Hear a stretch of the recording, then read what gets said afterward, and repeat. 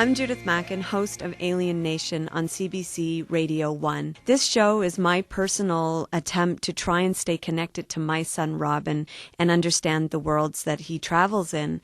And this show today is traveling into the world of teens and technology.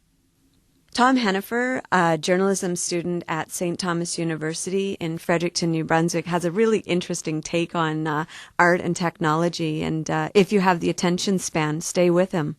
We are cannibalizing our art. We're breaking it down into its most basic bits and then exploiting them. And then we're burying it all in a shallow grave. Work it, make it, do it, makes us harder, better, faster, stronger. That don't kill me. Some close friends of mine, they're girls, Katie and Mary Elizabeth specifically, and when they listen to music, it absolutely drives me and my buddies crazy because they change the song, it seems, every 30 seconds. As soon as it gets to the main hook, they change it. They'll be there dancing in their room to a song, sipping a drink or whatever, and then they'll lean over and click on the computer and the song will change. And they do it too when they're driving. It's not music anymore. It's just something playing in the background that you don't really pay attention to. And I mean, if there was ever one of the things art needs is attention, right? And without that,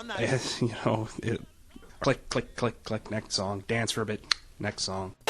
Today on E2, Paris wants you to walk a mile in her fabulous shoes. My shoes are hot, they're sexy, they're in style, and... Well, Mary Elizabeth and Katie, they generally watch TV on the internet. They say that they don't have the attention span to follow a show, and they're not, I mean, to follow a show in terms of always watching it at the same time. They don't have the time to do that. They don't know when a show is going to be on, so they can't follow it week to week. They can't kind of follow the narrative. But what they do is they watch reality TV, which doesn't even really have a narrative. They watch MTV online a lot of the time, which is, broken. It's not even MTV. They watch it in clips online, broken up, even faster, even more episodic, I guess is a way to put it. We're starting to lose touch with who we are.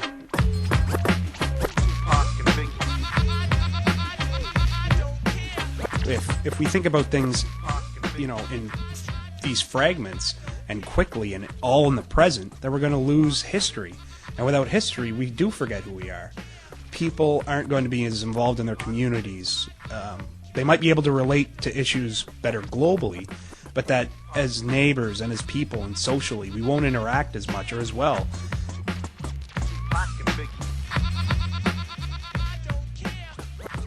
If you don't care about that stuff, if you just want to go out and you want to eat candy all the time, instead of actually sitting down and having a good meal, if your music and your TV and your movies are all candy, maybe you'll start to become a little more calloused.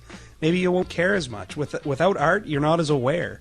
If you're not as aware of the issues, if you're not as aware of the suffering of other people, if you're not as aware of the problems in the world, then you're not going to care about it. And then they're going to go on. That's the valuable art says something about the world, says something about humanity, kind of lifts us up to a higher plane.